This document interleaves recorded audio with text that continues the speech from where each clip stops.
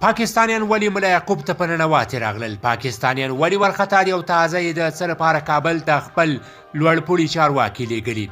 اصل حقیقت څه دی؟ جزئیات ویډیو کې وګورئ او چینل سبسکرایب کړئ. درنو لیدونکو السلام علیکم. پاکستان کې د ناامنیو زیاتوالي د دغه هیواد چارواکي تر کابل راورسول. د پاکستان دفاع وزیر خواجه آصف او دغه هیواد د استخباراتي ادارې ISI د مشر جنرال ندیم انجم په ګډون د پاکستان یو شمېر حکومتي چارواکي د تیرې اونۍ په وروستیو کې کابل ته راغلل او د اسلامي امارت له یو شمېر چارواکو سره وکتل.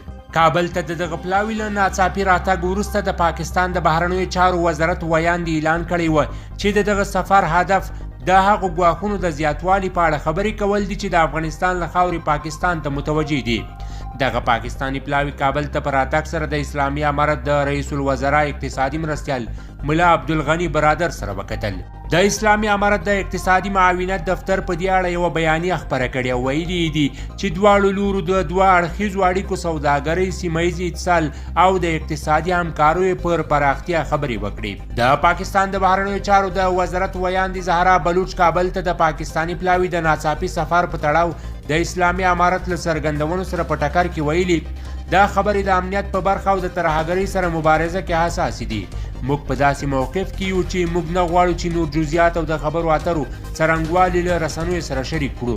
وروسته له هغې چې پاکستانی رسنیو دغه موضوع په ځانګړي ډول مطرح کړه، د یاد هیواد ځینو رسنیو کابل ته د دغه پلاوي د سفر د غړو په حواله خبر ورکړ چې د دغه سفر اصلي موخه له ترهګرۍ سره مبارزه او په افغانستان کې د پاکستانی طالبانو غړو موجودیت ښودل شوی دی.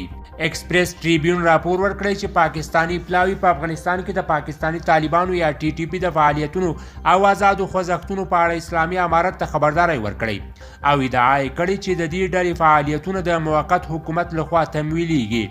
د ترکیه اناتولي خبري اژانس پرون د کره سرچینو په حواله ویلي چې د پاکستان د دفاع وزیر خواجه آصف اسلامي امارت ته خبرداری ورکړی چې که د پاکستانی طالبانو پر ضد اقدامونه کړي، اسلام آباد به په افغانستان کې خپل عملیات پیل کړي.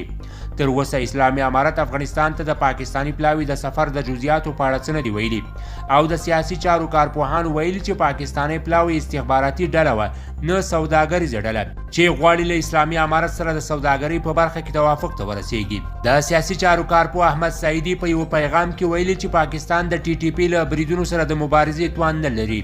ښاغلي سعیدي زیاته کړه چې په پاکستان کې د ترهګریزو بریدونو زیاتوالی او د اسلام آباد دا ادعا چې اکثره بریدونه له افغانستان تنظیمیږي، افغانستان ته د لوړپوړو پاکستانی چارواکو سترګې پرانیستې دي.